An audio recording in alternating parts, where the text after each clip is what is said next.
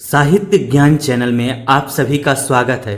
जिन छात्रों ने अभी तक चैनल को सब्सक्राइब नहीं किया है वे सब्सक्राइब कर लें और बेल आइकन को प्रेस कर लें, जिससे चैनल से जुड़ी हुई सूचनाएं आपको समय से मिलती रहें। प्यारे छात्रों, आज मैं आपको बाल महाभारत के 21वें चैप्टर की कहानी सुनाऊंगा, जिसका शीर्षक है अज्ञातवास। छात्रों, आइए इस चैप्टर की कहानी को समझते हैं। छात्रों, सब अपना अपना भेष बदलकर राजा विराट के यहाँ चाकरी करने गए, तो विराट ने उन्हें अपना नौकर बनाकर रखना उचित न समझा। हर एक के बारे में उनका यही विचार था कि ये तो राज करने योग्य प्रतीत होते हैं। मन में शंका तो हुई, पर पांडवों के बहुत आग्रह करने और विश्वास दिलाने पर राजा ने उन्हें अपनी सेवा में ले लिया। पांडव अपनी अपनी पसंद के कामों पर नियुक्त कर दिए गए। युधिष्ठिर कंक के नाम से विराट के दरबारी बन गए और राजा के साथ चौपड़ खेलकर दिन बिताने लगे। भीमसेन बल्लभ के नाम से रसोइयों का मुखिया बनकर रहने लगा। वह कभी कभी मशहूर पहलवानों की कुश्ती लड़कर या हिंस्र जंतुओं को वश में करके, अर्थात जो हिंसक जंतु जानवर होते हैं उनको वश में करके राजा का दिल बहलाया करता था। अर्जुन स्त्री के वेश में बृहल्ला के नाम से रनिवास की स्त्रियों, खासकर विराट की कन्या उत्तरा और उनकी सहेलियों एवं दास दासियों को नाच और गाना बजाना सिखाने लगा।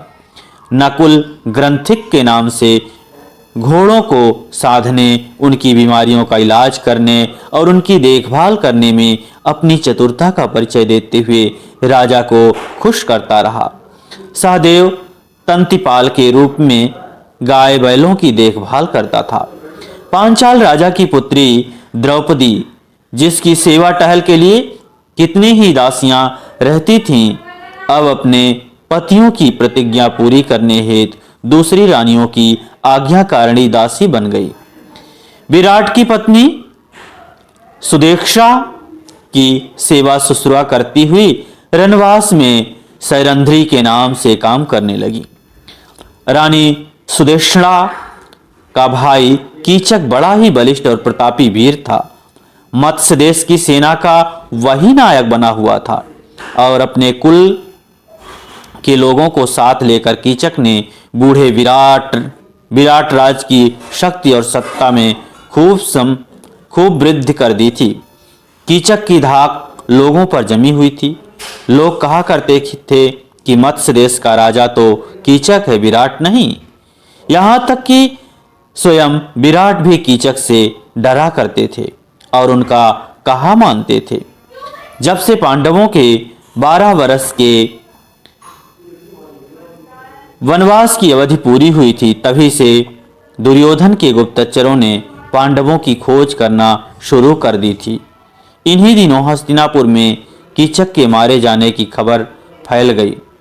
यह खबर पाते ही दुर्योधन का माथा ठनका कि हो न हो कीचक का वध भीम ने ही किया होगा। यह दुर्योधन का अनुमान था। उसने अपना यह विचार राजसभा में प्रकट करते हुए कहा, मेरा ख्याल है कि पांडव विराट के नगर में ही छिपे हुए हैं। मुझे तो यही ठीक लगता है। मत्स्य देश पर हमला कर देना चाहिए। यदि पांडव वहां होंगे तो निश्चय ही विराट की तरफ से हमसे लड़ने आएंगे। यदि हम अज्ञातवास की अवधि पूरी होने से पहले ही उनका पता लगा लेंगे तो शर्त के अनुसार उन्हें 12 वर्ष के लिए फिर से वनवास करना होगा। यदि पांडव विराट के यहाँ ना भी हुए तो भी हमारा कुछ नहीं बिगड़ेगा। हमारे तो दोनों हाथ में लड्डू है। दुर्योधन की यह बात सुनकर त्रिगर्त देश का राजा सुशर्मा उठा और बोला, राजन, मत्स्य देश के राजा विराट मेरे शत्रु हैं। कीचक ने भी मुझे बहुत तंग किया है। इस अवसर का लाभ उठाकर मैं उससे अपना पुराना बैर भी चुका लेना चाहता हूं। कर्ण ने सुशर्मा की बात का अनुमोदन किया। फिर उसकी राय से यह निश्चय किया गया कि विराट के राज्य पर राजा सुशर्मा दक्षिण की ओर से हमला करें, और जब विराट अपनी सेना लेकर उसका मुकाबला करने जाए तब ठीक इसी मौके पर उत्तर की ओर से दुर्योधन अपनी सेना लेकर अचानक विराट नगर पर छापा मार दे। इस योजना के अनुसार राजा सुशर्मा के ने दक्षिण की ओर से मत्स्य देश पर हमला कर दिया। मत्स्य देश के दक्षिण हिस्से पर त्रिगर्त राज की सेना छा गई और गायों के झुंड सुशर्मा की सेना के कब्जे में आ गए। कंक युधिष्ठिर ने विराट को सांत्वना देते हुए कहा, राजन चिंता ना करें, मैं भी अस्त्र विद्या सीखा हुआ हूं। मैंने सोचा कि आपके रसोइये बल्लभ, अश्वपाल, ग्रंथिक और तंतिपाल भी बड़े कुशल योद्धा हैं। मैं कवच पहनकर रथारूढ़ होकर युद्ध क्षेत्र में जाऊंगा। आप भी उनको आज्ञा दें कि रथारूढ़ होकर मेरे साथ चलें। सबके लिए रथ और शस्त्रार्थ की आज्ञा दीजिए। यह सुनकर विराट बड़े प्रसन्न हो गए।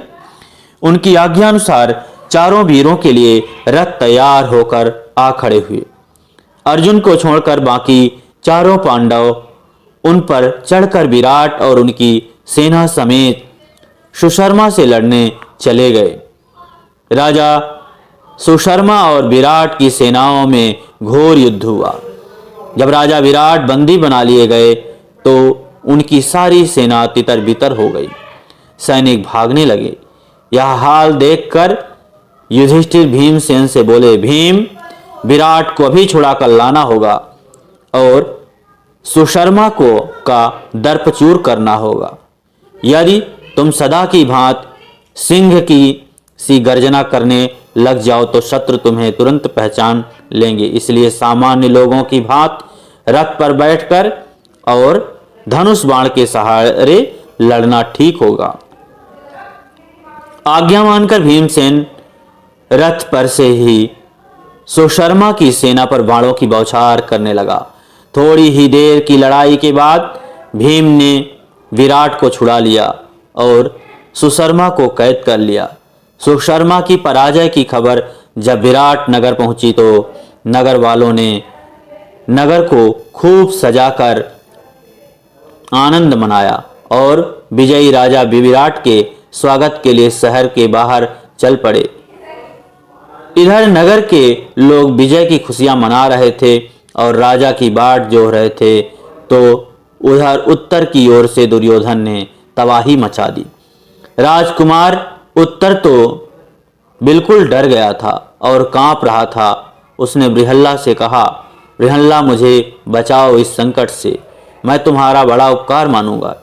इस प्रकार राजकुमार उत्तर को भयभीत और घबराया हुआ जानकर बृहल्ला ने उसे समझाते हुए और उसका हौसला बढ़ाते हुए कहा, राजकुमार घबराओ नहीं, तुम तो सिर्फ घोड़ों की रास संभाल लो।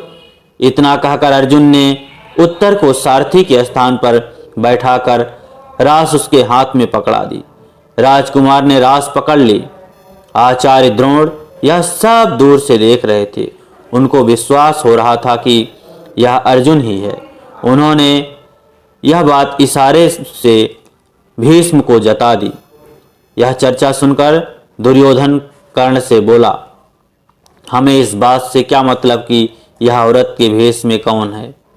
मान लें कि यह अर्जुन ही है, फिर भी हमारा तो इससे काम ही बनता है। शर्त के अनुसार उन्हें और 12 वर्ष का वनवास भुगतना पड़ेगा। अर्जुन ने कौरव सेना के सामने रथ ला खड़ा किया। उसने गांडीव संभाल लिया और उस पर डोरी चढ़ाकर 3 बार जोर से टंकार की।